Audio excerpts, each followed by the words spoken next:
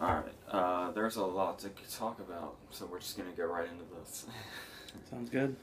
Okay, our first movie is gonna be Pixels, which is Adam Sandler's new movie.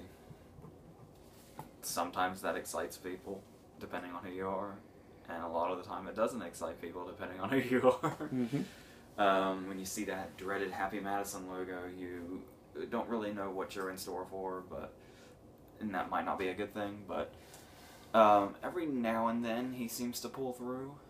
Generally when he's not in the movie, like Grandma's Boy. But, but you know, I kind of went into this, I don't know. There were a lot of things kind of going, people kind of went against it immediately because it was Sandler and Happy Madison and Kevin James in it also, so they were really... and I think audiences seem kind of split on Josh Gad. I think they like him as Olaf, but they don't really like him any other way. Yeah, pretty much. So, but you can't really ignore the concept. Because this is a really, really big concept for a guy who's getting a lot of criticism for his movies for basically being paid vacations. This is on a pretty grand scale when you compare it to those. And apparently the reviews are just as scathing as they always are for him. And while watching it, I'm not totally completely sure where that comes from, apart from just being, it's a Sandler movie, let's, kill it. Mm. Actually, for the most part, this movie definitely has some things going on it probably shouldn't. But I actually thought this movie was a lot of fun. Oh yeah, completely agreed. I mean, okay, it gets off on the wrong foot immediately. That's probably not a good start. Where it's the relationship... We start off with the whole beginning where they're kids and they're in a competition and young Sandler is beat by young Peter Dinklage, and then that kind of carries over into their adult life, where Sandler is a loser now. Because if you lose at video games, you're going to lose at real life, I guess. Which, by the way, that scene has a Dan Aykroyd cameo in it. I thought he would come back, but he never did.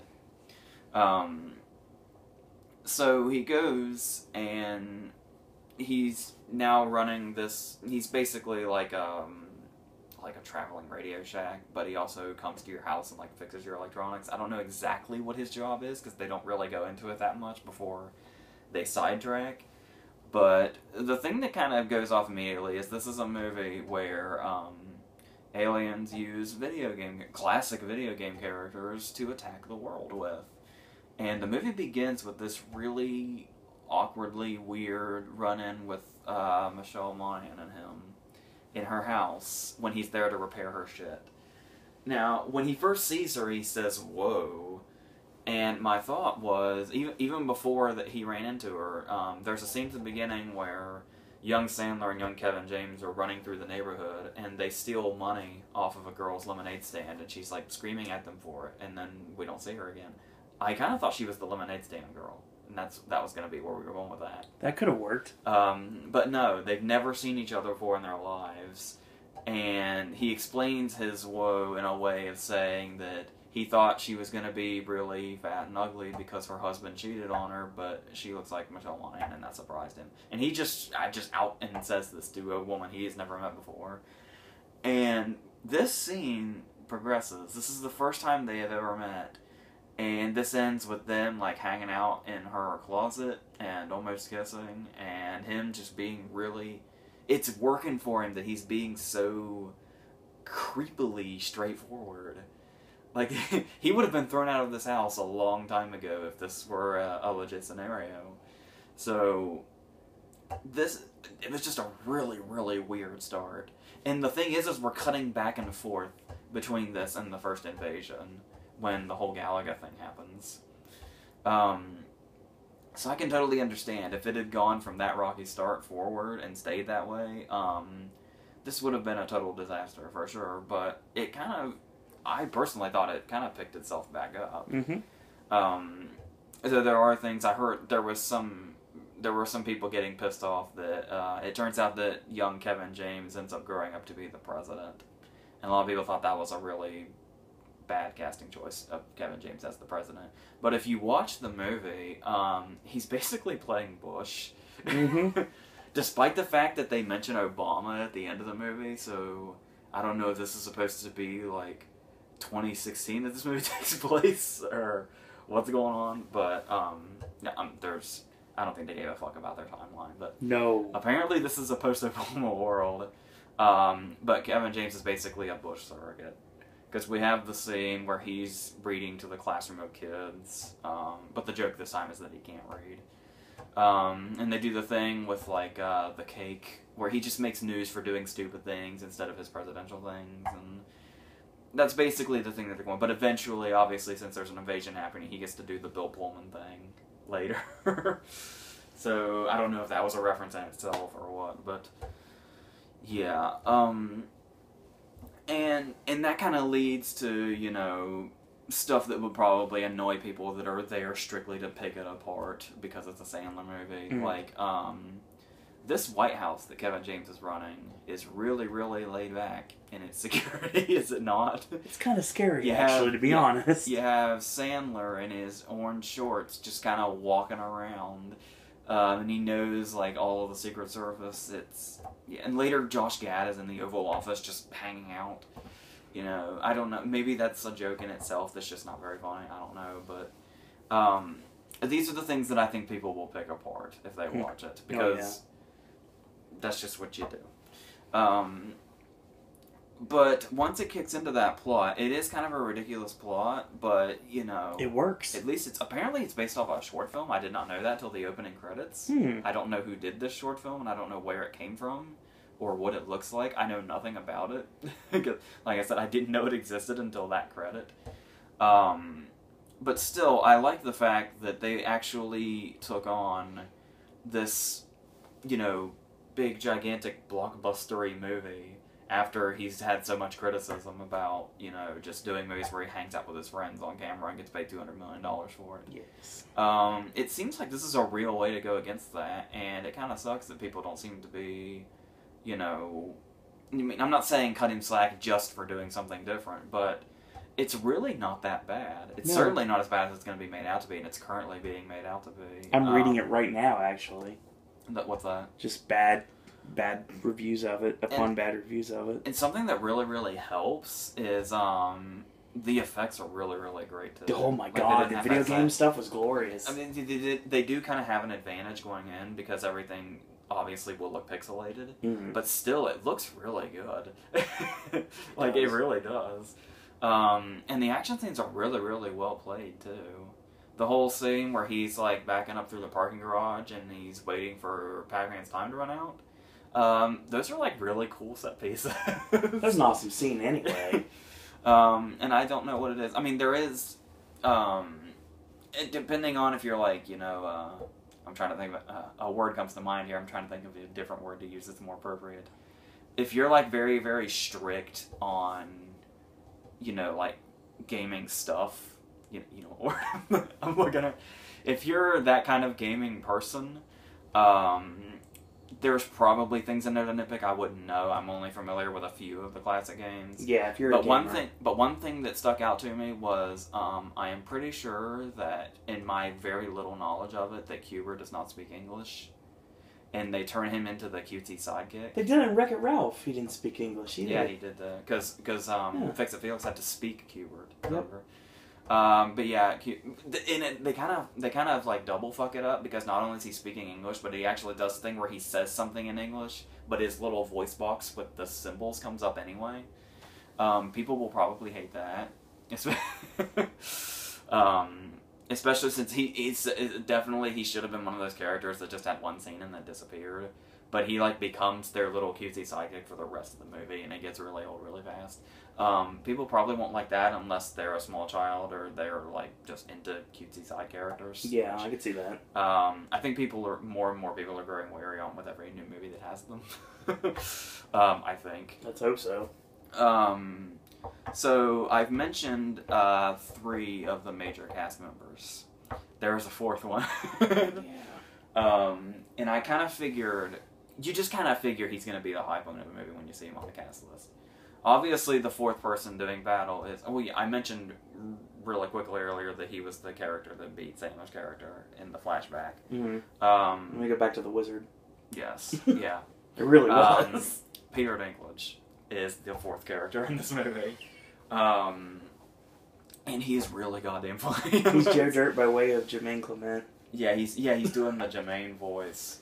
And there are things that he said. I don't know that I don't want to say any of the jokes. So but there are just the things that he says and the way he has of delivering them.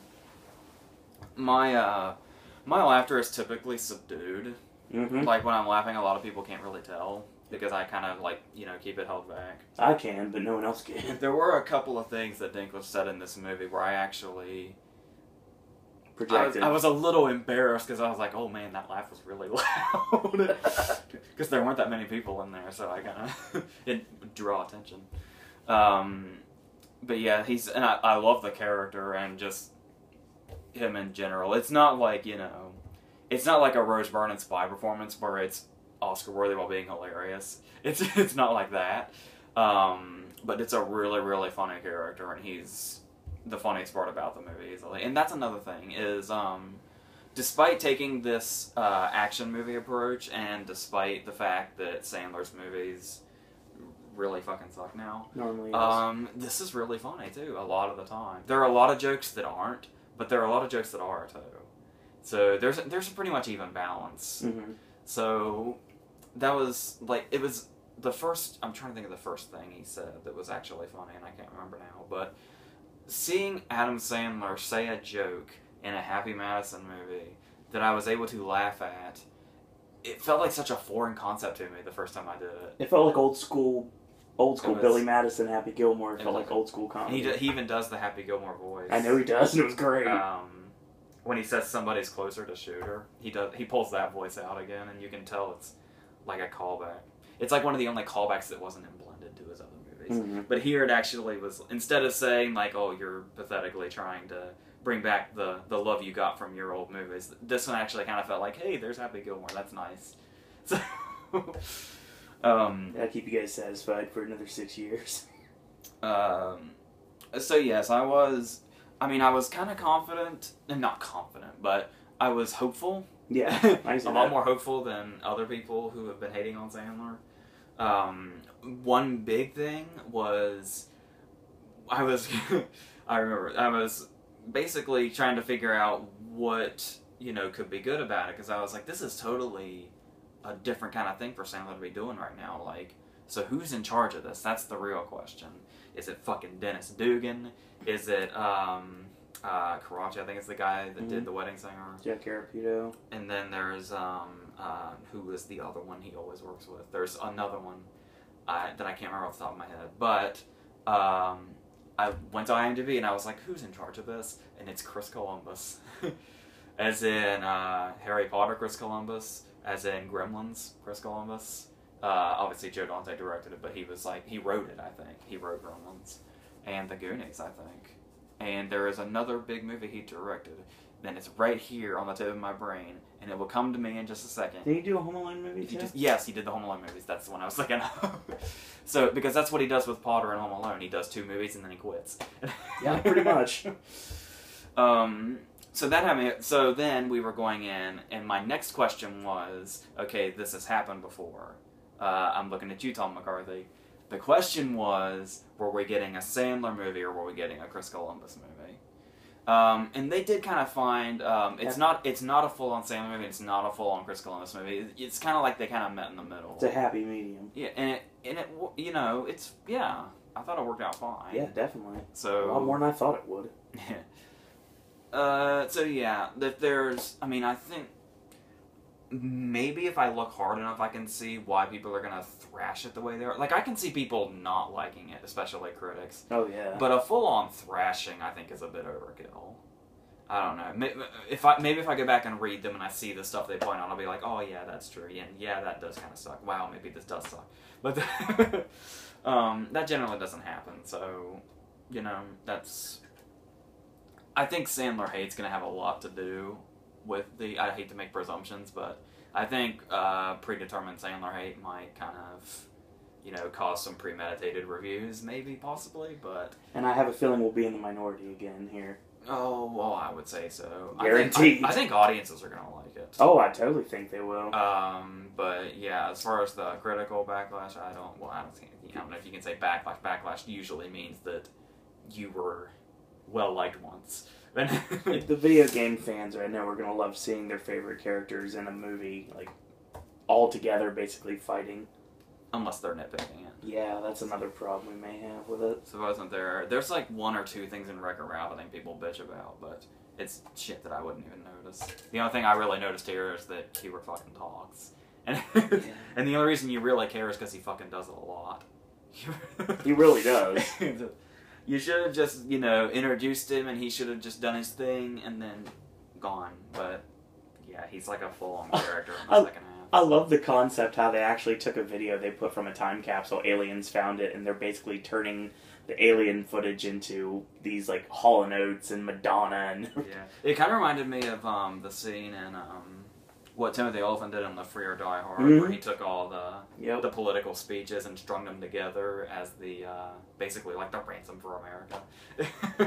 It reminded me of that. I like seeing Mr. Rourke basically telling people that your world's about to end. That was always entertaining to me because it was a nice callback, given the fact that Mr. Rourke is. I love when Brian Cox was freaking out and he says, "Did you not hear what Hall & Oates just said?" Brian Cox is awesome in this movie. Yeah, there's a lot of side people in this. Jane Krakowski is the first lady. Sean Bean is like a military guy. He lives, by the way. It's weird. Yeah, it's strange to see him live in a movie. Twice this year he survived. Wow. It's weird. That means he's gonna die in two movies that are totally hated by everybody, so... Maybe if you start killing Sean Bean again, people will like your movies better. I also saw cameo. I saw her name was in the credits, and she was like out promoting it. And as soon as we saw that character, I was like, that's probably who she is because that kind of looks like her. And I was thinking there was one more person that popped up. Well, there's Afion Crockett, but I'm sure that's not who you're thinking of. I was building up to Ashley Benson. That might have been who I was going towards. So, yeah, I think that's everybody.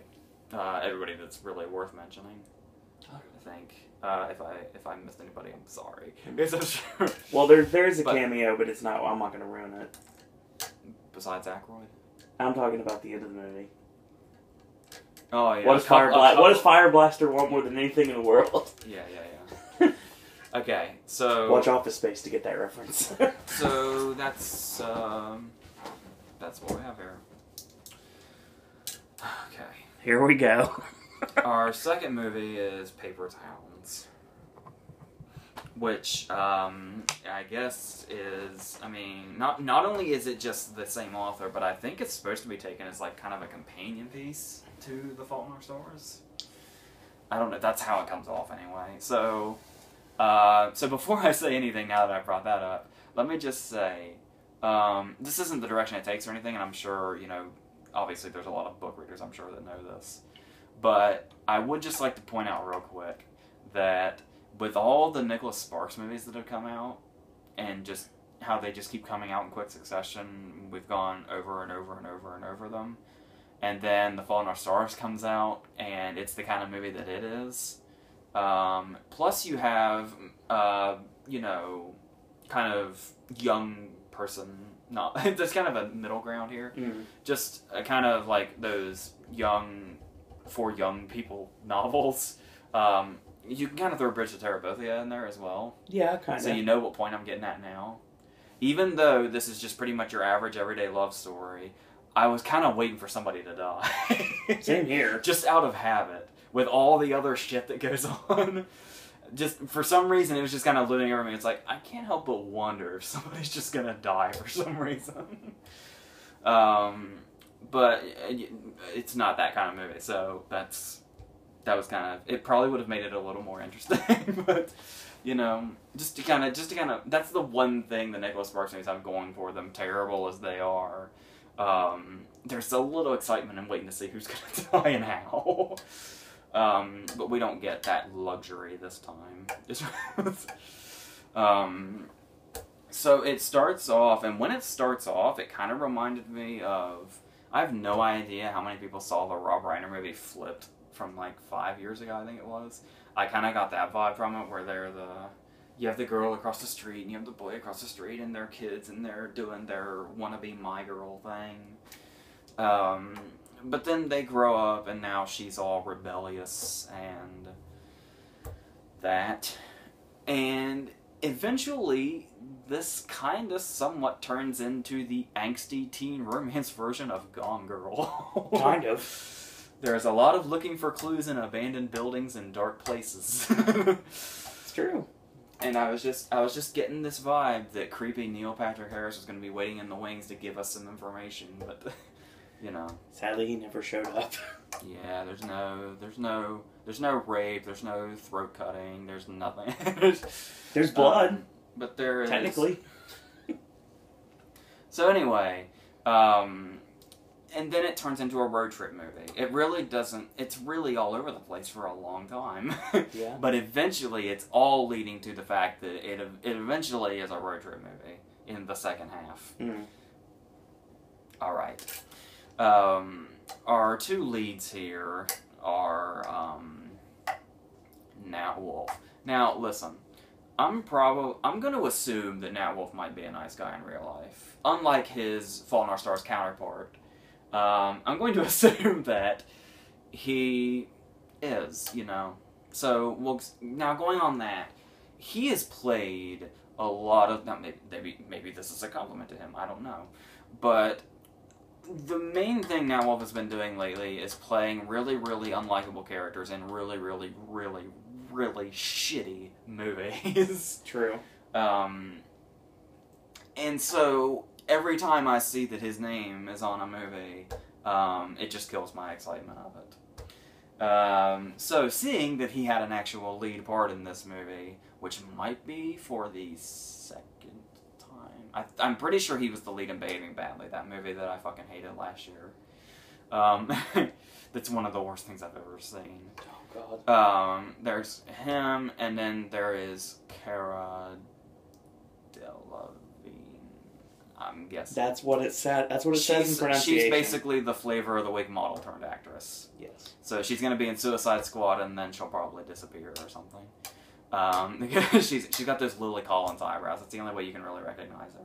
And even then, you might start confusing her with them anyway.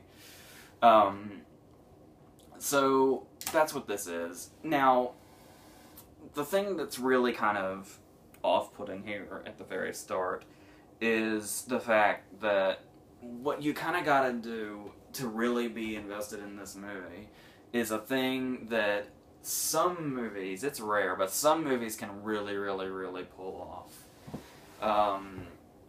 Trying to think of something. The one example that always immediately comes to mind is Kate Hudson's performance in Almost Famous. Mm-hmm.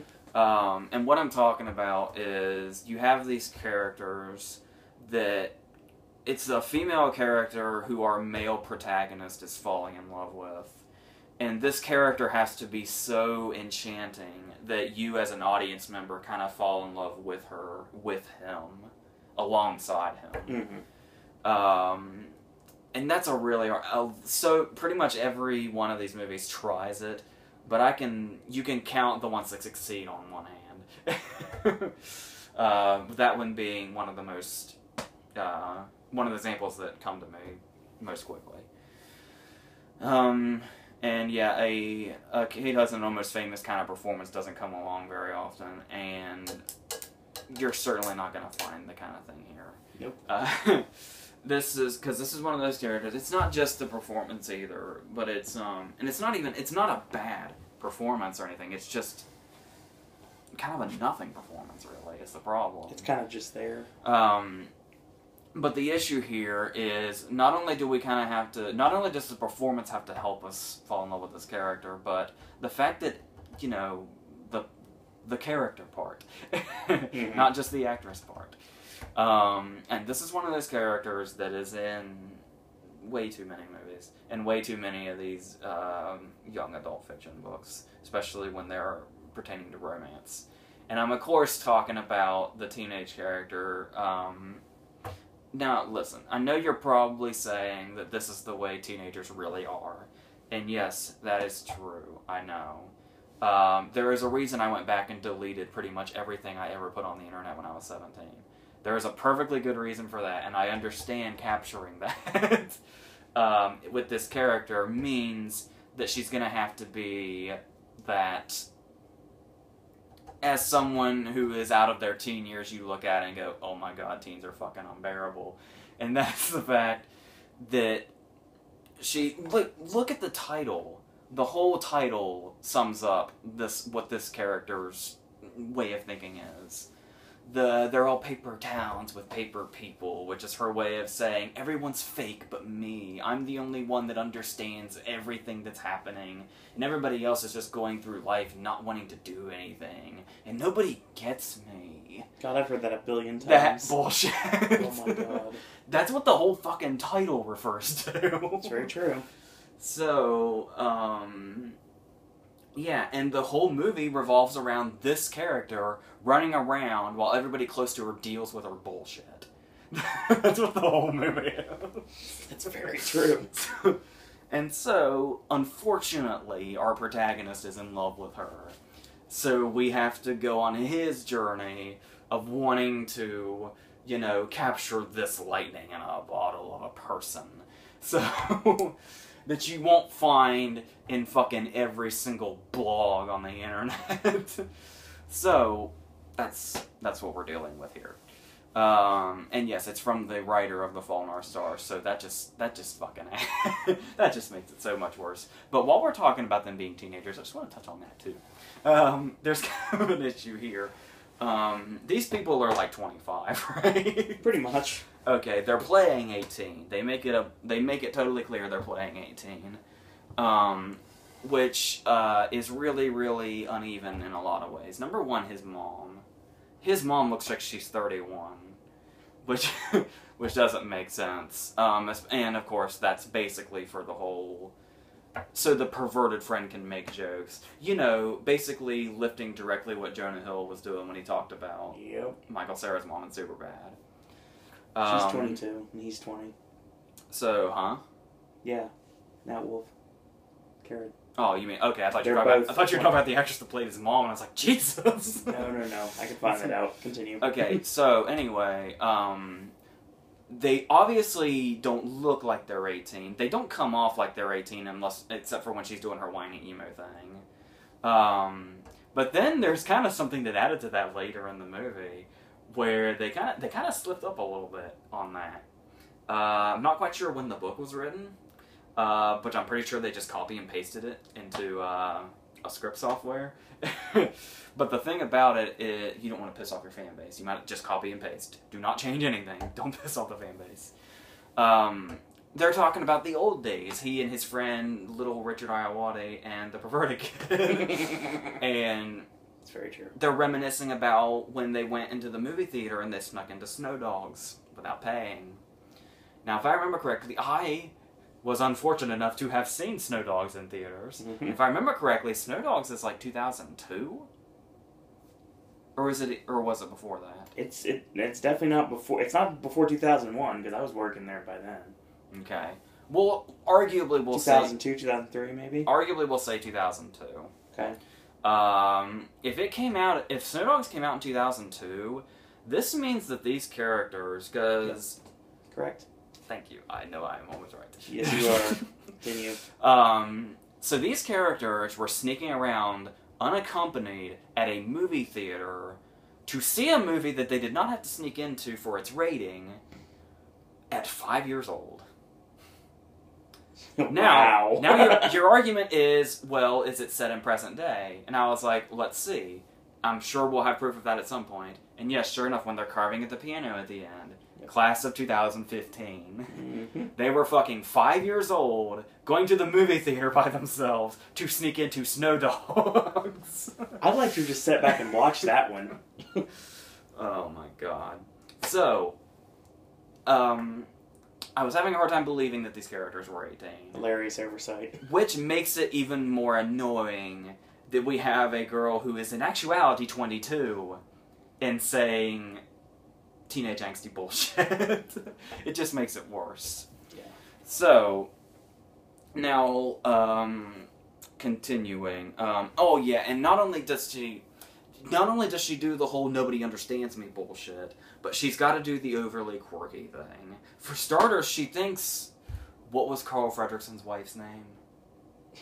I can't remember. That's Ellie. Yes, I was gonna say that, and I didn't think it was right. Well, I definitely know it's right.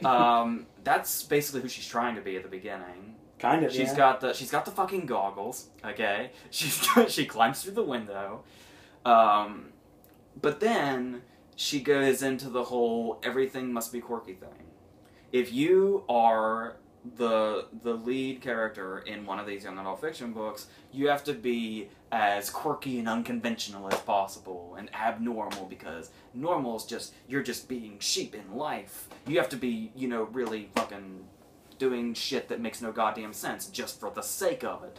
Because that, granted, later, to her credit, she does call herself out later for kind of being, you know, not exactly what she thinks she is. But still, the one thing that kind of stuck in my head, and I was like, this seems like a fucking parody of this shit, and not something that's actually, you know, out of it. But sure enough, of course, it's supposed to be taken seriously as a character trait. She likes to, when she writes, just capitalize random letters in the middle of words instead of at the beginning of words. And I was like, that is ridiculous. But it got worse, because, of course, he has to ask her about it so she can tell us how fucking quirky she is. And her answer, an exact quote, is, "I'm a big believer in random capitalization." Despite the fact that I heard her say that, speaking to you right now, I cannot think about that line without hearing it in Shailene Woodley's voice. No lie. No lie. And that makes it worse. Yeah? That's how much of a throwaway actress she is. I hear all her lines in my head as Shailene Woodley now. Because just everything about her I've already forgotten, except that she has Lily Collins eyebrows. That's it. I'm sorry. Am I being really mean right now? I'm trying. I don't want to be like that. I'm just saying. That's just the way it is. And if you want your Fault in Our Stars fix, yeah, there is a fucking... Of all the people from that movie you could have had cameo, bring fucking Willem Dafoe back or something. No one would have got that to watch the movie. There's, have him jamming out to fucking, what was it, Swedish rap or something? Something like that. There's an Ansel Elgort cameo, I know. It's... Do you like dragons? God. So goofy. So, okay, girls that were squealing that, oh my god, it's whatever the fuck his name was in The Fault in Our Stars. They said it so many times and I forget it now. But anyway, it was something fucking stupid. But here's the thing. You girls that squealed when you saw him, I want you to Google some of his interviews and see what he says about girls. And see if you still like him. Go ahead. He went full Pettifer. Just go right ahead. You never go full Pettifer. Okay, so regardless of all this stuff I've been talking about, one thing here, I was planning on having huge issues with it, like The Fault in Our Stars. There are so many things in The Fault in Our Stars that I fucking hate. Mm-hmm. Like, really, really hate. That is the movie where they made out at Anne Frank's house with a crowd applauding them. Yeah, that was terrible. That was the kind of stuff we were dealing with. Really, the only problem here is just how boring it is. There's nothing in here that's really, really hateable, with the exception of some of her character traits. And the pacing is, like I said, it's... the fact that it takes so long to figure out what it's doing, like whether it wants to be a movie like Flipped, or whether it wants to be a movie like Gone Girl, or whether it wants to be a road trip movie. The fact that so much stuff is bouncing around here, a lot less time has passed than you think it has. Mm. So when it reaches road trip status, you think it's kind of like, you know, we're kind of getting to a kind of a closing point. But it's kind of just setting off there. And that really, really is a bad thing to do to an audience. You really shouldn't do that to them. I know the ones that want to be there and are anticipating this and know the story because they're a book reader won't care, of course. But when you have people who are going in totally blind and don't know who didn't read the book and don't know what the story is, yeah, you gotta really, really split that shit up to where it has a nice flow, and this sure as shit doesn't. And that's a huge problem. So yeah, it could have. There's an interesting story in here. It's just, you know, told in the angsty teenage romance way is not really the best way to do it. With such a forgettable, unappealing cast is not the way to do it. Yeah, that fucking perverted friend really got on my nerves. Yeah. He was trying to kind of be like that, like kind of like I don't know. There's so many different conventions he was going into. He came off somewhat like Seth Green and Can't Hardly Wait too. Yeah. See, I was getting that. I was getting that kid from the Kings of Summer. Oh yeah. Yeah, just a lot. Yeah, yeah. There is like a fucking Can't Hardly Wait party in this too. Complete with depressed girl sitting in the bathtub, which was also in Barely Lethal. So, yeah, I actually remember something about that movie that snuck up on me. I was trying to kind of forget that happened, but yeah, really, I thought I was going to hate it. I certainly don't like it, but it's kind of a relief when the worst thing you can say about a movie is that it's really, really, really boring. And the jerk cast is totally unappealing and unmemorable. That's pretty bad too. Yeah. But it's not, you know, it's not like The Fault in Our Stars anger-inducing or anything. There's nothing like really over the top dreadful. It's forgettable. Like in that. Let's hope so. Oh God. I will say, obviously, this is me we're talking about here. This is the first of 2 times in this video we're going to be going into my home away from home. Where are my Southpaw notes? Oh God, we're going to be going to my home away from home Orlando because this movie does take place in Orlando, and they did have I saw the Dr. Phillips Center, and then they go up to the SunTrust building. We'll get to Orlando later. SeaWorld. They mentioned SeaWorld. Apparently in the book, as I was reading here on a Time Magazine article, they actually do break into SeaWorld in the book. But they didn't want to do it in the movie because they want nothing to do with SeaWorld right now with all the bad pub they've got. Are you Hans Gruber now? I read about it in Time Magazine. That's right. Feel like it. Okay, so we talked about Chris Columbus, and then we talked about young adult fiction. It's only appropriate I bring Alan Rickman into this. Exactly. Okay, our third movie is Southpaw, which is the Jake Gyllenhaal boxing movie. Yes. So there were some stills that were released a while back that showed how fucking jacked he was for this, and I was like, good God. He looks like CM Punk. Because he's coming off Nightcrawler, which he was tiny in. So can I just say I totally love that his whole process was, I'm gonna be really thin in Nightcrawler because it makes me look creepy. That's amazing. And very true. Yeah, it totally worked. Yeah, completely. So then he had to pull a bail and get really beefed up for this. So I was concerned as to what kind of movie we were getting. Because much like the movie we just talked about, in a much more appealing fashion, of course, there's a lot of different directions this movie goes to before it finds what it's doing. And that's all the more confusing because it begins with the There Will Be Blood font. Yeah. I thought that was an odd choice for a boxer redemption movie, but okay, do what you will, Fuqua. Do what you want. Now, somebody raised an interesting idea to me that I totally wasn't thinking about, but it really, really was like, oh my God, this is awesome. Amazing. Obviously, Gyllenhaal is like one of the very, very top actors right now. And as far as, you know, getting attention and talent and just everything. It's a really, really good time to be Jake Gyllenhaal right now. And somebody was talking about how obviously he's getting himself to like a really big status. Like if he keeps this up, he's gonna be like one of the really big ones. And somebody started comparing him to De Niro in saying that Nightcrawler was Jake Gyllenhaal's version of Travis Bickle, and Southpaw was going to be the Jake Gyllenhaal version of Jake LaMotta. I heard a lot of comparisons too. So that's a really interesting direction to be going.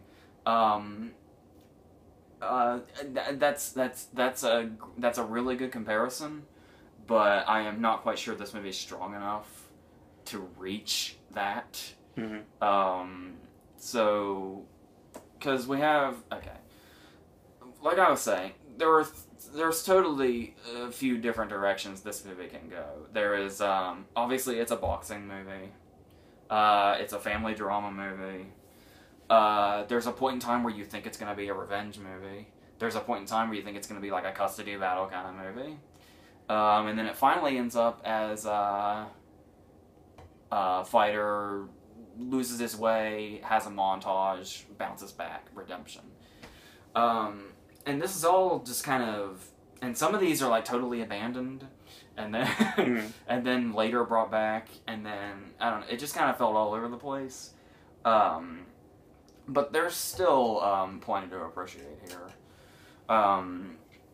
The thing about it is, let's start with the boxing actually. If you're gonna make a movie that's about boxing, you gotta really, really know how to shoot boxing. And, you know, not everybody's going to be Scorsese at it. Just keeping that in mind. You gotta set your expectations lower than Raging Bull levels for sure. But, there are some things that work really well and others where it's like, Fuqua, I think you should really think about what you're doing. Because, it's like you were talking about yesterday, the point of view shots, where we're basically facing Gyllenhaal from the perspective of his opponent, and he's like screaming in our faces. Yeah. That shit's pretty cool. I love that. But when the actual fights are happening, I remember David O. Russell was pretty good at it too, with the fighter. The problem Fuqua seems to have here is that there's way too much cutting. There's a lot of cutting during these fights, and not necessarily that's not necessarily a bad thing if you do it the right way. The issue is that the cutting keeps going to the crowd. Yeah. Like every time somebody gets hit, there's an immediate cut to the crowd, like almost every time. And I felt like we were, like, after each boxing scene, I felt like we had seen more crowd shots than inside the ring shots. And I thought that was really kind of, like, off-putting and wasn't serving the tone very well. So we have that going on, and then there's,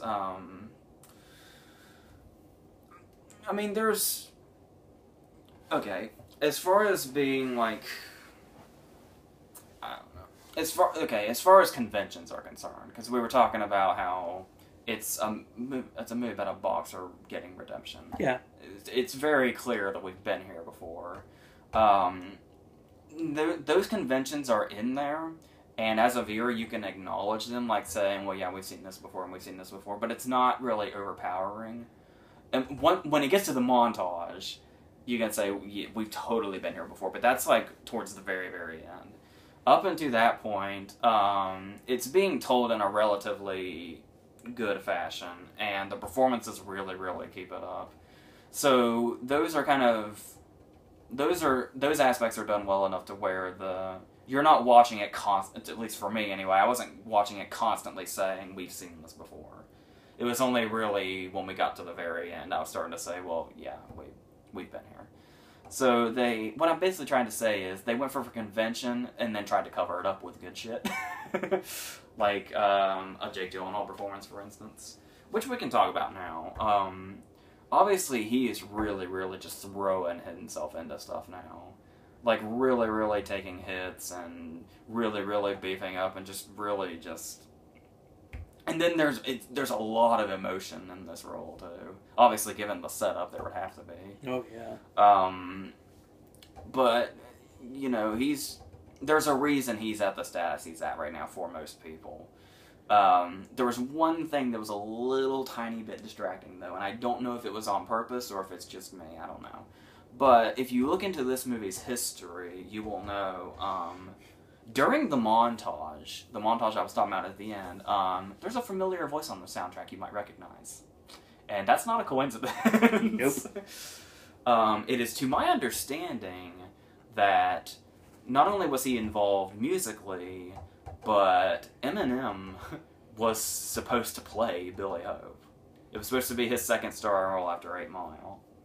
But something fell through. I don't know if he changed his mind or if there was other things at play. I don't know. But He's still involved in the movie. He's just really strictly in the musical sense.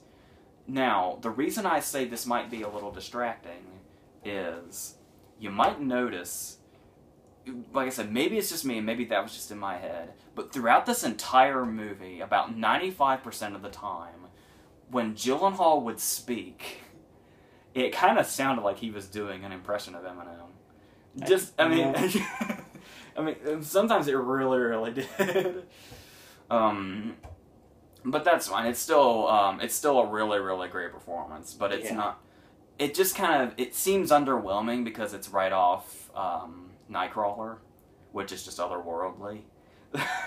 So if he had done these in reverse order, I think this performance would stand out a lot more, and it would be more like he's climbing. So he's really, really great and really, really throws himself into the role in a great way and delivers the emotion and everything just really, really well in a way that probably only Gyllenhaal could, and just a handful of other actors.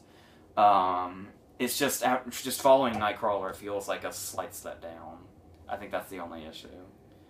Now we have Rachel McAdams doesn't get a lot of time to work with, but she does fine. She's one of those actresses where half the time she's in it to win it, and the other half she's just like, hey, I'm here.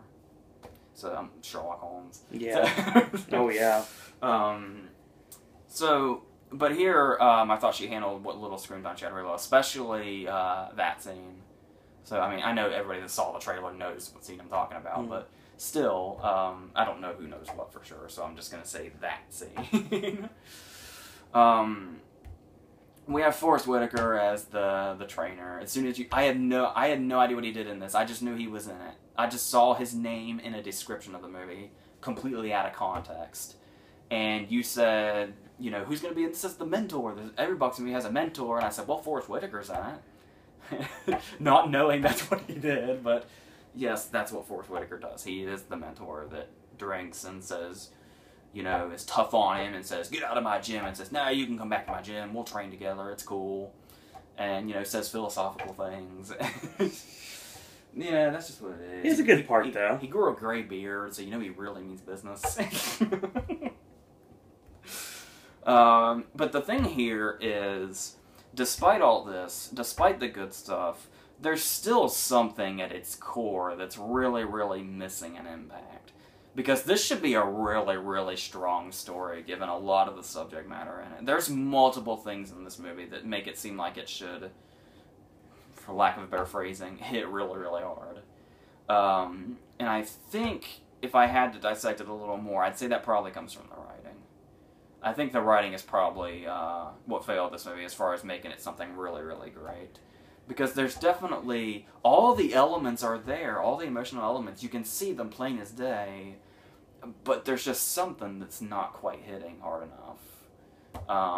And you can tell just by watching the performances and, just seeing what is happening, something should really be just punching, you in, like, the emotional part of your gut right now, but it's just kind of like, wow, that's sad, or wow, that's, yeah. But that's pretty much as far as it gets, which kind of sucks, because it really seemed like there was greatness in this somewhere. But I think they just kind of fell short of it.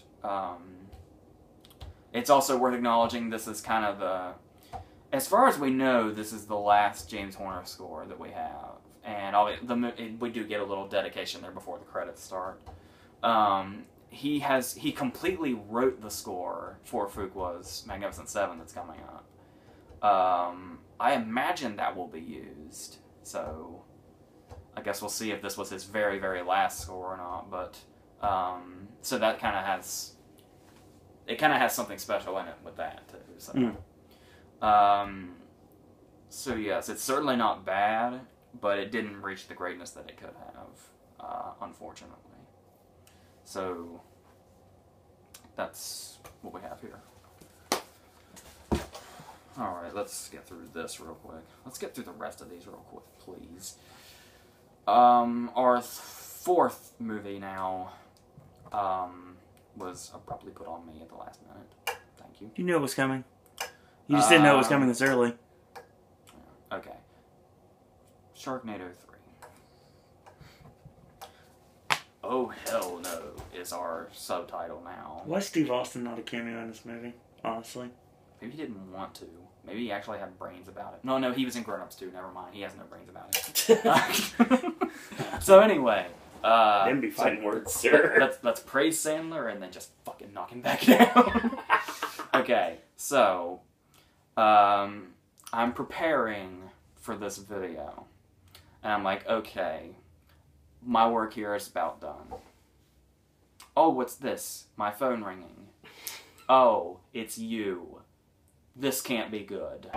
That's how every time I see your name on the call audio, it's like, well, this is not going to be good now, is it? Well, that's a good thing to know, thanks. Well, in this particular case, it happened to be true. Yeah, okay, I'll give you that. Because I was minding my own business, doing what I need to do, which I thought was about done, and then you say, hey, you know what tonight is, right? And of course, I was clueless. I said, Wednesday? And you told me what was to air. I knew it was coming eventually. I just didn't realize it was, like, right now. Yeah. So, we get to do this again. Which, there's not really a whole lot to go into. Because, I said that for the second one, too, and I think I went overboard. But, here's the thing. I don't like talking about this. I honestly think, I know people are so into this so bad it's good thing, and this over-the-top throwback to monster movies thing, and the worse it looks, the more people will love it. I just can't fucking do this shit. I really... You stand up and walk off? I just can't, it's just really, really frustrating to me that this kind of thing gets this kind of attention. Because it's the kind of thing that really, a lot of the time, things that really, really, really try hard and beg for attention usually don't get it because people can sense that from a mile away.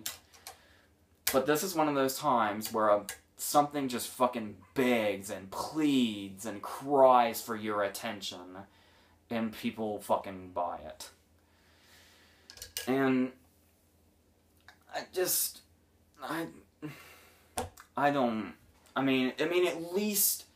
the very least, it's a good thing they don't get theatrical releases.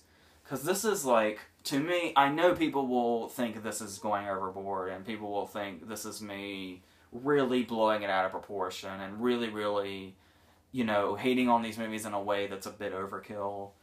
But honestly, if these movies were to be theatrically released and make the money they'd probably make, it would be on par with me when the Freeburg and Seltzer movies made money. Yeah, I can see that. Like, if you don't recognize those names, good on you.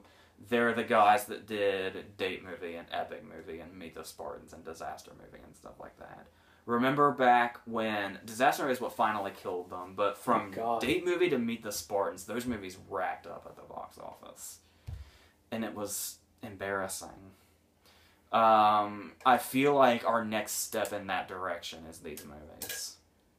Where people like them now, but I would certainly hope that there's going to be a time where people just stop and think, okay, this is played out.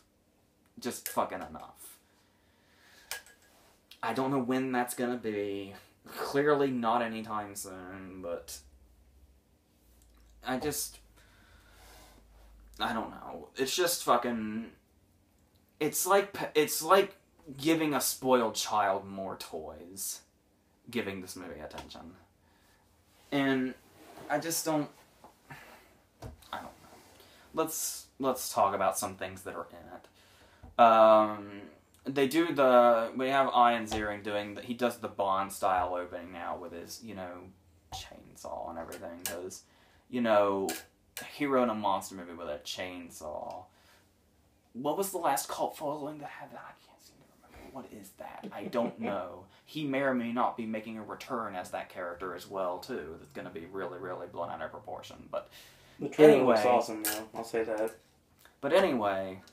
Now we start, and it's clear they're trying to say, we're going bigger. So we have, it starts at the White House, and then we end up at, okay. It starts at the White House, and we end up at Universal Studios. Yes. Okay.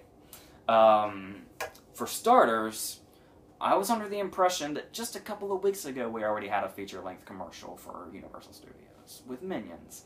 But way to go, Universal. You're really, really putting your advertisement out there. That's right. That's how it works, sir. Way to go. All right. So, now I feel like fucking, what's her name in Paper Towns? Like, corporate America. So, but anyway, I won't go into that territory, but that's all it is. Another Sharknado comes, and more people get eaten, and there's more cameos of fucking Z-list celebrities. And people, no pun intended, just eat this shit up. We have fucking Bill Engvall as the chief of staff. This is the kind of movie we're dealing with here. You have your celebrity cameos to make everybody go, hey, that person. How bad does your list of cameos have to be when Bill Engvall is the person I am most pleased to see? I obviously disagree with that one. Because here's well, yeah, I didn't write them down, I forgot. But, okay. For starters, some of you, and by some of you I mean probably none, will know that Ian Ziering is fresh off of being on the Celebrity Apprentice. Yeah, I know where you're going with this. Which, by the way, their last task in that last season, you know it. was at Universal. Yes, it was. There have been some other people on that show, because it's my unfortunate guilty pleasure, that show is. Probably not anymore, though. We'll see. We have Lou Ferrigno is there. He's in the White House scene. Lorenzo Lamas shows up as one of the military guys. Mm-hmm. And Penn and Teller Yes. show up. And on top of them, we have Jerry Springer shows up. That was an awesome scene, though. Because this movie knows its audience. I thought that was a cool scene. And they show up just in time to be killed. Now, this is kind of where the cameos really started to get to me. Talking about going back to Pixels. Talking about Peter Dinklage, who I love so much. There's one thing I don't talk about when I talk about my love for Peter Dinklage. Because unlike the rest of the goddamn world, it seems, I don't love this. It's all about getting internet popularity. That is the sole existence of this movie. Its whole purpose for existing. It's all about internet popularity. And once you have established that, you know exactly which directions to go to herd your little sheep in. So, when you have something that a lot of people tend to know about, I'm sorry if I get way too condescending with this, but this is just, it's just frustrating. Like, okay, listen to this. I mean, it's a good thing that it's popular for a creator, like an original creator, to start getting credit for their stuff when it takes off. But it kind of is just kind of in an insincere way to me a lot of the times I've seen it. One example that comes to mind is Breaking Bad. Don't worry, I'm coming back around. Every episode of Breaking Bad every episode of Breaking Bad started with created by Vince Gilligan. Every episode of Breaking Bad ended with executive producer Vince Gilligan. And he was the writer and director for most of the best episodes. So, people will go around and they talk about Vince like he's their best friend. Like they're really, really in the know on this show here and how brilliant he is. Mm-hmm. And in this continuation, somebody has gotten a lot of credit.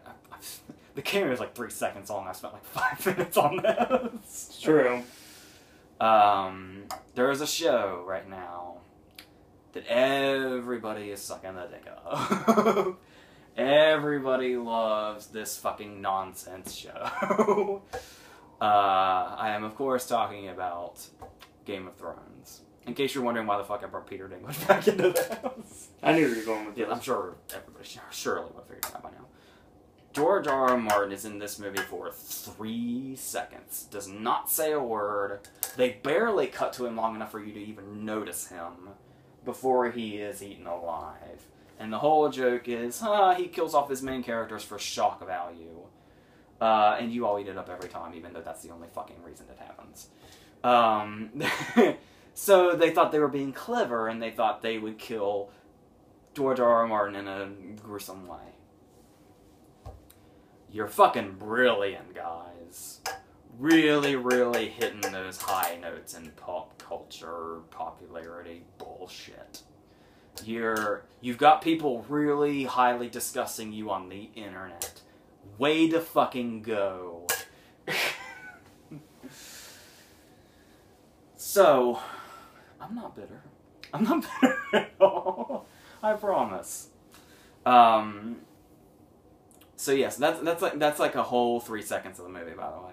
So I spent way too much time on it, I know, but it's just something that frustrates me. I don't know why. I really don't know why. It shouldn't. It really, really shouldn't. But I hate it. So, continuing on, we've got to continue doing this thing where we go as over the top as possible so that people will fucking live tweet the movie. That's the only reason it exists, right? So, you just gotta keep going for it. And what is stuff that really, really gets the attention of this, era of people, this live tweet generation? You take all the bad aspects of older movies and you try to make them popular again. And what is one thing that everybody likes to jump to for this? I'll give you a hint. Leprechaun went there. Jason went there. Robert Rodriguez is trying to do something like this. With a franchise that only Robert Rodriguez enjoys. So, as if it's not blatantly obvious enough that you're just doing this for the attention of the internet age, you actually have somebody say the words, "Sharks in space." Let me just take a wild guess. Was that a hashtag by any chance? I don't know, but I do know that Frankie Muniz brought up Zombie-Nado. Okay. And we have the whole lava tarantula thing. There was the thing about the zombie beavers bullshit. Zombie Tarantula, the Police Academy reunion. Where everybody was like, hey, look at how crazy and stupid this is gonna be, but I'm gonna watch it because for how bad it is. When did that even start again? I don't think it ever ended, really. Just kind of moved to the back a little bit. The whole live tweeting shit can't be helping. So, I'm gonna tweet every scene that happens in this movie so people can go, oh my god, that's so bad, I'm gonna watch it too. But there's nothing. That's the issue, though. It's not necessarily that I have a problem with people that are entertained by movies like that. It's the fact that they made the movie knowing people would do that. They know what you're gonna do and what you're gonna say about it, and they build it around what they just predict you will say. And being a predictable audience, people just go for it. Because they pretty much they just cannot think of another reaction to have to it but of what's... I know, I'm getting real fucking... I know. These movies bring out the worst in me, people. Yeah. I don't mean to condescend to you, or say that you're stupid, or you're sheep. It's the people that made this shit. I just don't... It's like, I take it personally, I know. That's not the way it should be, I know. But really, it's... when movies... like movies with fan service, when those come out? And they generally get a lot of hate because they just put scenes in there to pander. Mm. Pandering is the whole pure existence of these. And I don't... And why do we even... And they're so goddamn arrogant about it. They knew that people were going to flock to this. They're just already starting again. The movie ends with Tara Reid's fate up in the air. And they're... To bring even more attention to it, they can't just make a movie and just assume you'll flock to it. They have to, you know, make you participate in the bullshit. And they're saying, it's up to you as to whether or not Tara Reid dies. And find out if she lives or dies, find out what the result was in the next one. And they fucking mean it, too. Yeah. So, I don't know. I mean, the cameos are the only thing that really, like... What is there... That's the thing, though. That's the thing about the cameos, though, is there is no goddamn point. No, there's not. Look at Penn and Teller. Look at Penn and Teller. Yeah. They show up, and they're friends of David Hasselhoff, who, by the way, was cast just so people can... Just because that's what he does. He's... Like, if you want to pander to this, you know, this age of people, just put David Hasselhoff in your movie, and it's done. They put him in that Piranha scene. He did Piranha, exactly. So... You have Penn and Teller talking to David Hasselhoff, and then Ian Ziering walks in, and Penn and Teller just say, "Welp, bye," and they get up and leave. And they weren't even talking about anything relevant. And that sums up the whole cameo thing. They are here just to fucking be here, yeah, and then just be gone. Correct. For attention's sake. That is it. The whole thing with you. They got your attention and got you to watch it because Chris Jericho was in it and because Penn and Teller were in it, and the whole Universal thing aside. Well, yeah, of course. But if you had just watched it for Penn and Teller and Chris Jericho, they did not need to be in this movie whatsoever. But they knew they would get attention if they put recognizable faces in it. Or faces with cult followings. Or anything of the like. So... That's, I mean, I'm not just, and this isn't just them. I know if Penn and Teller were in fucking anything, it would have your attention. Yeah, of course. But just in a general kind of way, they know that if they pick somebody that's going to have a particular following and they put them in this movie, that's the only reason they're in there, even for just a second. And they know that people will do it every single fucking time. And that's why there's 4 of these goddamn things now. Of an impending 4th one now. And I just, like, I don't even like bringing attention to them. That's why I don't even think I've really said much of anything about the actual movies, all 3 reviews that I've done.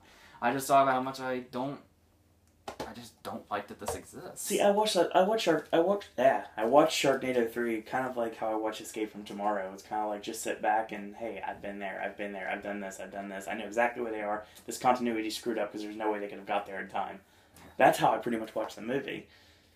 And I mean, I had friends that were in it that were extras, and the whole Universal thing. I love how it's a big Universal put over. I enjoyed that. Kind of like when you talked about the continuity on The Apprentice, when like it was Lorenzo and Brandy, I think, who slipped away to get a hot dog, but where they ended up getting a hot dog was like a half-hour walk. They're in the other park. They're in the other freaking park. They're over at Islands of Adventure, over in Marvel Superhero Island, looking around, and next thing you know, they're off in studios over by Potter. Yeah, I just don't want to go into it, really. That's it. I'm sorry. I basically you told me that I had to do this review because I had done the other 2, and you like the views. You like having Sharknado 3 on your thing. I totally get it. Yeah. But there's things you won't do, too. And I'm sorry I brought you here just to say, hey, you're fucking stupid.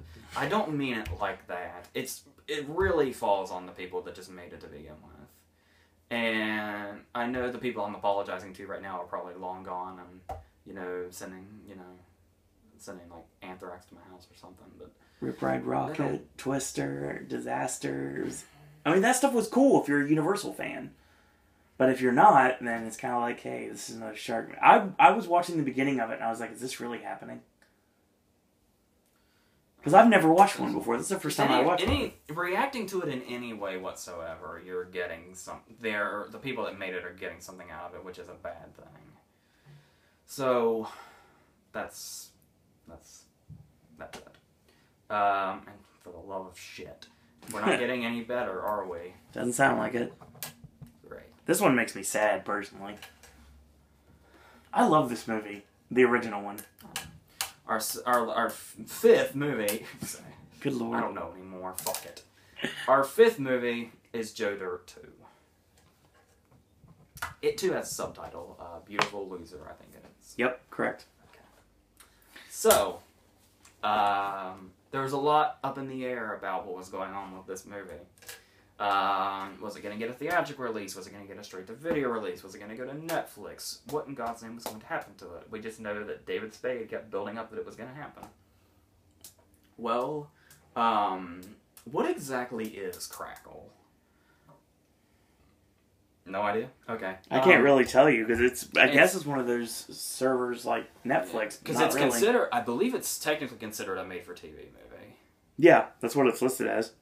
Okay. And this is so blatant that, honest to God, it's, Happy Madison apparently has a TV company now. Yeah. And here's the thing, is, it is so, I don't know if they're just really, really plugging it because this is, like, the most attention they've gotten so far or what. I think they have, like, shitty zombie shows or something, like rip-off shows on Crackle or something. But, the interview was supposed to go over there first. Yeah, yeah. But we have David Spade sitting on the bench with his legs crossed, doing his pose, and we pan around him for a long time, and when we finally get here, it says, Joe Dirt, Beautiful Loser in front of him, and right above it in fine print, a Crackle original movie. Oh God, I didn't even know that. Yep, it's part of the title. So, if that's not enough of a clue of what you're in for, the rest of the movie happens. So, there are a lot of movie references in this. There are 3 particular movies that the story kind of centers around, using their plots. Not in like a parody kind of way, not in like a scary movie doing Scream, I Know What You Did Last Summer. No, just fucking using them because lazy writing. It starts off as Forrest Gump. In the middle, it's The Wizard of Oz. And at the end, it's a Wonderful Life. Mm-hmm. That's interesting. And we not what I'd expect either. Obviously, we got a little Back to the Future in this as well, given the main story. Mm-hmm. Okay. Yeah. So, Joe Dirt is married to Brittany Daniel. Mm-hmm. Brandy is her name? Yeah, Brandy. Yes, okay. So, and they have now had triplets, and everything's great, everything's wonderful, but he still feels like he hasn't accomplished anything. And there's a new Robbie in the mix. It's not Kid Rock now, it is the second sequel in a row with Mark McGrath in it. You didn't even bring up Mark McGrath when you're talking about the Celebrity Apprentice in the review. Yeah, shit, I forgot one, yeah. Well, he was in the second one, too, so. The thing about it is, he's basically a replacement Robbie. I think they even say that in the voiceover. He wanted to do it, but he couldn't because he was working on an album. He even tried to put the money to finance the movie in the beginning because they really wanted to get it made. So, he is the new guy that wants Brandy and says, I'm going to have her no matter what. I'm going to get the dirt out of the way.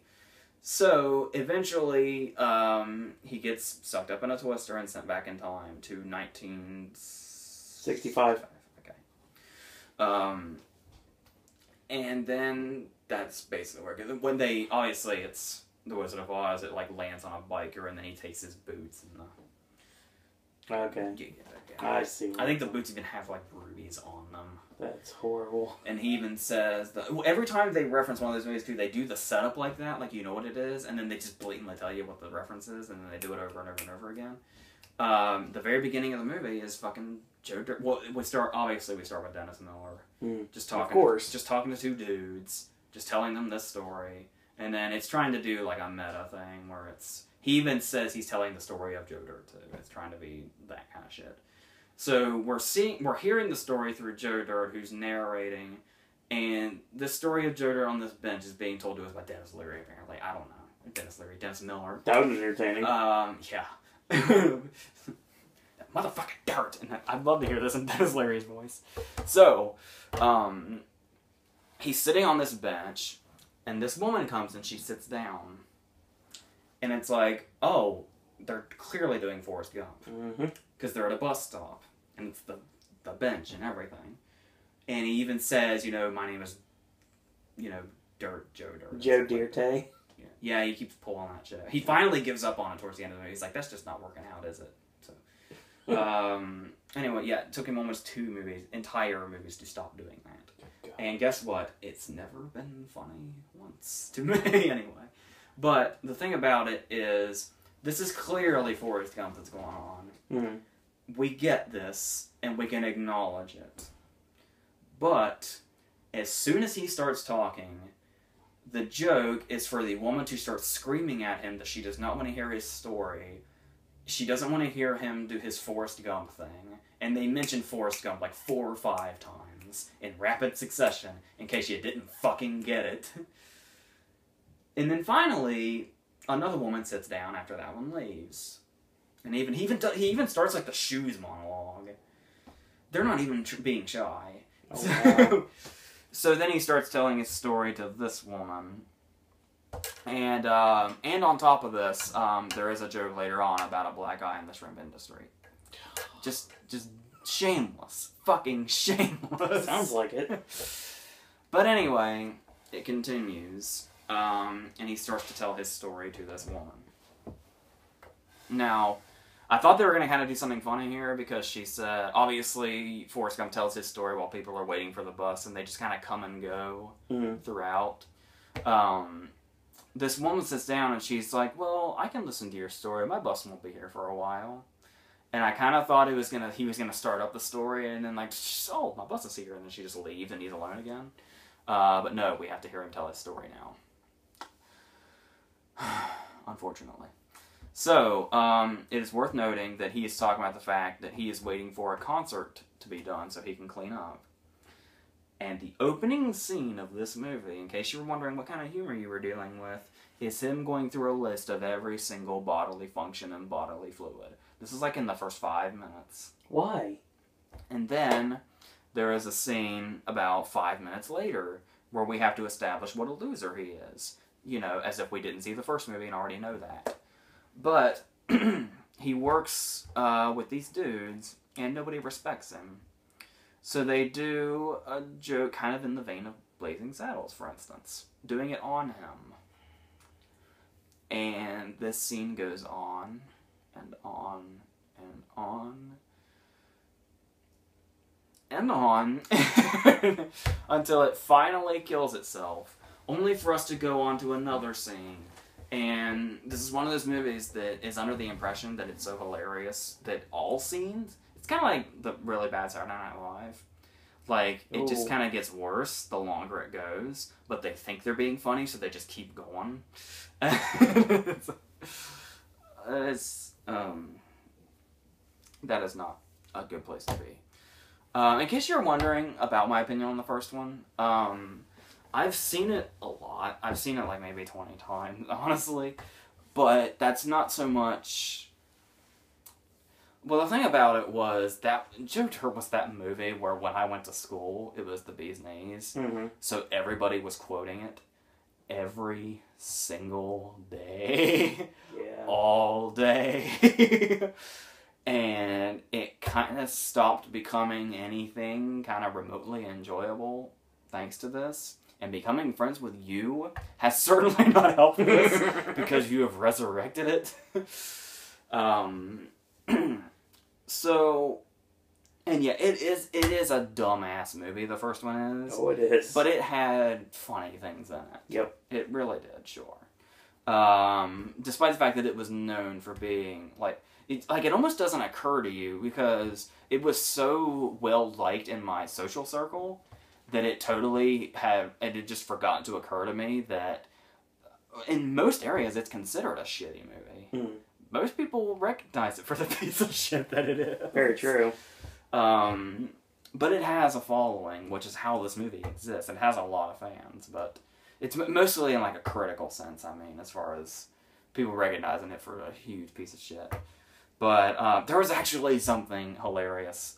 It's since been taken down, obviously. Probably David Spade or somebody had it taken down or something. But somebody had kind of weaseled their way into Joe Dirt 2's IMDb page. And for a brief time in the trivia section, you could actually go back and read. It was really confusing, but you kind of get the joke. It doesn't make a lot of sense. But it was basically... the movie itself was based on Joe Dirt's run-in with a meteor. It just ended up being a huge pile of shit. It was something along the lines of that. And it was actually in IMDb's trivia for a while before somebody found it and took it out. Wow. But I love that it actually got that far, because those have to be approved before they're put on the page. That's great. Oh, yeah. So there's somebody working at IMDb that appreciates that. Now, on top of this, as I said, most scenes are really, really fucking lazy and just go on and on and on. It's really, really not funny at all. I can't think of one. Like, usually really, really bad comedies have that one scene. It's not occurring to me. It might have been in there somewhere, but if it was, I can't remember it. They try to win you over by bringing characters back. They bring Walken back. Is Kick and Wing back? Yeah, Kick and Wing has a scene. Nice. And it's still Adam Beach, I think. Of course it is. I'm sure somebody else can. There is a flashback to Blake Clark's character when he's remembering shit, and they do the "Home is where you make it" scene. You know, because that was a hit. They decided to just play the fucking scene again. Great thinking there. So, but then we get to our last portion of the movie, which is where throughout the movie he's been being terrorized by a biker, played by Patrick Warburton. And him in the biker bar is basically a straight rip-off of Pee-wee's Big Adventure, as you can probably imagine. Little wild hogs in there, too. You've really reached the bottom of the barrel when you're ripping off wild hogs. No lie. Oh, my God. But anyway, he is continuously tracked down by Patrick Warburton, and it turns out that Patrick Warburton has actually been his guardian angel this whole time. So, it literally turns into It's a Wonderful Life. Now, if you didn't get that by the whole, he has a guardian angel just when he's reached the absolute lowest depths of his life, but there is a guardian angel that will help him out and show him his life, and there'll be a sound, and he will get wings. If you had not figured out what movie they're talking about yet, they actually drop It's a Wonderful Life by name at some point in dialogue. Just to make absolutely positively sure you get the joke. Oh. I don't know. So, then there's a weird thing where the first movie was PG-13. This isn't like a big deal to me or anything, but I just found it a little strange, and it just added to the off-putting nature of the whole thing. Clearly being a made-for-TV movie, let's call it what it is, it doesn't really have a rating attached to it. Okay. So, it's going for a while, pretty much in the tone of the first movie, just worse. But then, abruptly, halfway through, it suddenly decides to be an R-rated movie. Like, there's more than a few fucks in there. There are jokes that would not make it into PG-13 that just kind of suddenly start happening in the second half. Like they were making the movie and halfway realized, wait a minute, this doesn't have to go through the MPAA. We can do whatever the fuck we want. So, that's... yeah. And there's really no real reason for it either. And then, of course, and to do the whole It's a Wonderful Life thing, this is one of those things where it's just dragging on and on and on and on, and then it reaches about an hour and a half. And you think that there is a conclusion where he's going to go back and he's going to see. There's a whole thing where they got so bored writing this movie that they needed a way to have 12 years pass. So he got stuck on an island. And he has a football that he calls Wilson. Oh my god. They just don't give one fuck. No, they really don't. But anyway, 12 years very quickly passes. And he comes back, and now he has to go find Brandy and, you know, save the dog's balls so that he can do it. And we're basically reaching a conclusion here. When we should be in the runtime, too. However, there are 25 extra minutes after we've reached a logical conclusion. Because Mark McGrath has to come in and save the dog instead of Joe, which means she falls for him instead of Joe. And then he turns into Biff Tannen. Remember when Biff had the big casino and he like ran the whole town? That's basically what Mark McGrath's character does after he marries Brandy. I don't know. And then as a result of that, the movie finally ends at 1 hour and 46 minutes. Which is a long time for a movie like this. A very, very, very long time. And thinking they're being all cute and shit, there is actually a scene where Mark McGrath makes a reference to Mark McGrath. He's talking about drinking alcohol from tampons, doing the Casper thing from Kids. Mm-hmm. And he says, come on, Mark McGrath does it. What? Yep. There's one scene in this movie that kind of almost won me over, but then, you know, they always find a way to fuck themselves. There's almost a kind of poignant scene, actually, when he just goes into a club in 1965 and he sees who is to become Leonard Skinner. And it kind of reminded me of the Beatles scene in Walk Hard. Okay. Even though I fucking hate that movie. But, that's like the only scene I remember happily. And it's a nice scene where he kind of like witnesses the birth of Freebird. I thought that was kind of a cool scene, but it's not enough to make up for it. It actually makes sense given the first movie. Yeah. And then, this is just, I was talking about the generation of like Sharknado fans, for instance. This is one of those movies where, you know when you see those things where it's like, people talk about the embarrassing things that their parents do that are like technology related, that are like a year out of date, and the parents are like just now catching up to it. Like when dad's being like, the thing on 30 Rock, when Steve Buscemi went to the school posing as a student, despite looking like Steve Buscemi, and he just walks up to them and says, "What's up, fellow kids?" You know, stuff like that. That kind of feels like the kind of writing that ran into this movie. Because there are a lot of very dated jokes in it, and there is a lot of internet humor. Like stuff that, you know, like memes and shit are in this movie. That's the kind of thing you're dealing with. So,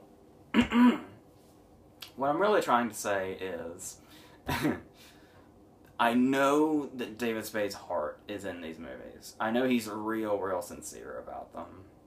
And he kind of wants Joe Dirt to be a type of role model of sorts. He tries to keep him like an honest, you know, clean character. But there's just so many goddamn things wrong with this movie, and the writing is so goddamn lazy, and the whole production of it is really fucking sloppy. There are scenes where, this happens like a few times, there are like scenes that are kind of really stretched out, where a major character will be talking, but you don't see them. Like, it'll just be them talking a lot, while it just cuts to other characters who aren't doing or saying anything. Almost like that actor could not be there that day. He was too goddamn busy. So they would just film other actors and do the scene with the actor just not there. And it's really obvious. Like, there's one scene where Joe's, like, on the top of, like, a truck or something, and they're driving around with him on top of it, and he's saying things like, you know, help me, or slow down, or something, and it's a really prolonged scene, but we're just cutting to other people who aren't saying anything. You just hear Joe's voice off screen, and we have somebody who appears to be, like, a body double for David Spade, whose mouth is not moving, while Joe's voice is freaking out. It's that kind of filmmaking. Or TV movie making, whatever you want to call it. So, yeah, from beginning to end, too, it's a really, really painful experience, and it feels so goddamn long. This felt like it took all day to watch. And it's an hour and 46 minutes. But like I said, really long for a movie like this, but it doesn't even break 2 hours, but felt like it took all day to watch. And I don't recommend doing that by any means. I said, even you, being a fan of the first one, I even like the first one to a degree. Mm-hmm. No, this just should have never happened. That makes me sad, because this should have been something that would have been good, but I guess not. Yeah. Okay. Let's end this video, please. Our last movie, I'm a bit late on, but it's True Story. The movie that it got a bit of attention while it kind of just came and went in theaters, but it had some brief attention there for a while. I think it went to Sundance. Sounds right. It got some attention, but it wasn't. I mean, it got attention for what it is, not for its quality. Like, people just kind of went, "It's alright," and then they let it be. It basically kind of seemed like an experiment in casting almost, because following up all the movies they've been doing lately. Oscar nominations aside, it is a full-on straight drama starring Jonah Hill and James Franco. And it's like, I believe it. I don't think the title is a ruse. I believe this is a yeah. They show like real pictures and shit at the end. So you see what I mean by this? It kind of feels like they were just like, what would happen if we put Jonah Hill and James Franco in this movie? Like, what would happen? But, cause, Jonah Hill has done his fair share of drama now, and Franco definitely has. Oh, yeah. But generally not when they're in the same movie. No. So, let's see what happens when they put that together. And this is what happened. And, yeah, it's gotten a pretty lackluster response. Like, nobody, flat out hates it, I don't think, but nobody loves it. It's just kind of there. Some people like it, some people are indifferent. And yeah, I like it. I kind of took to it. It's, they're both really, they do really well in their parts. And it's not, obviously the big fear is if it's going to be distracting. Just their casting in general. Mm. And if it's going to be mostly dramatic with a little bit of, a comedy element. This is totally serious. This is complete 100% drama. Which is okay, because it's handled, I thought it was handled relatively well.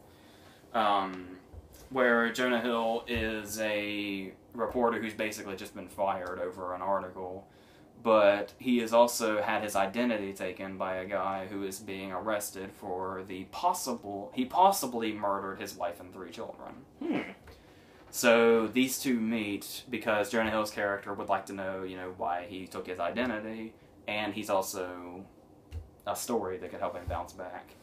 And they kind of trade off. Franco wants to learn how to write like a reporter, and Jonah Hill wants information. So they kind of do this trading off thing. And yeah, it's kind of a played out concept where you have the prisoner befriending the person from the outside, and it really does not break away from that kind of conventional story, but it's handled really well. It's surprisingly well handled from a director whose name I don't recognize. And the performances really, really make it work too. Franco is, obviously I'm a huge Franco fan. You're a big Franco fan.